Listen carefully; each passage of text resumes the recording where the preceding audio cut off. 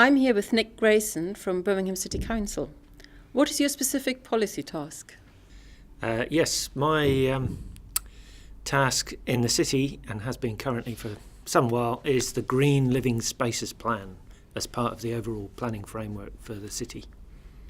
Can you highlight your journey thus far, focusing on the various tools that you have used? Yeah, so effectively, as far as we're aware, no other city in the UK, and probably no other city in the world, has actually taken the stance that we have, in that we've based the whole of this policy approach on ecosystem services. So we've started the whole process from an ecosystem services assessment following the NEA methodology for the whole of the city. How have these tools added value to your policy process? Well, it's brought a whole fresh perspective. It's provided a complete new set of maps for Birmingham, seeing it through a whole series of lenses from an ecosystem services approach. And we've looked at it not just as the value of the green and blue infrastructure, but also through a whole series of issues such as air pollution, air quality, flood risk, aesthetics, all sorts of different frames that we've taken and then superimposed them to create a single challenge map for the city. I assume there might have been some sort of hurdles on the way. What were the key hurdles that you faced, and how did you deal with them? Well, the main hurdle came from the starting point, if you like, is something that's consistent to this ecosystem services approach, is that it's multidisciplinary, and so forth. We needed to engage many different partners.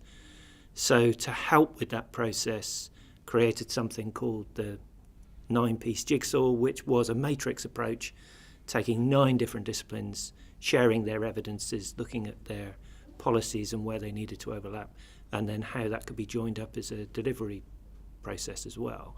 So the hurdle initially was accessing and engaging those 9 different disciplines and their evidence sets. But once engaged, they've really bought into the process, and the output of that is then far greater than we would have had we taken a conventional starting point. So what key lessons would you say have you learned from this process? I think that that collaborative approach is really important, and also I suppose we weren't 100% sure where we were going to end up. So we have ended up at the point that was the initial vision, which was a single multiple challenge map for the city, but we were not clear, as it had never been done before, whether we could do that. So we have actually created that, and that now is part of the evidence set for the Birmingham Development Plan, upon which the future development of the city will be based.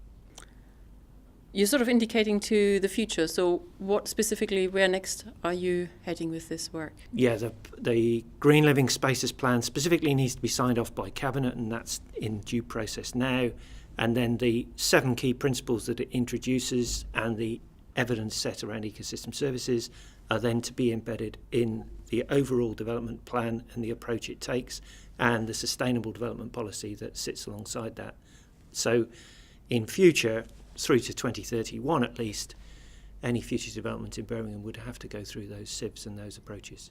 Do you think this journey that Birmingham went through would be potentially relevant to other cities and areas? Well, so far I've shared it with a lot of UK cities, agencies, and across Europe, and with 1 or 2 North American cities, and so far everyone's been very interested indeed and wants to know a lot more about how that's been approached, because they can see there's a fundamental piece missing from the existing approach, and this seems to fit it. Thank you very much, Nick. That's really great.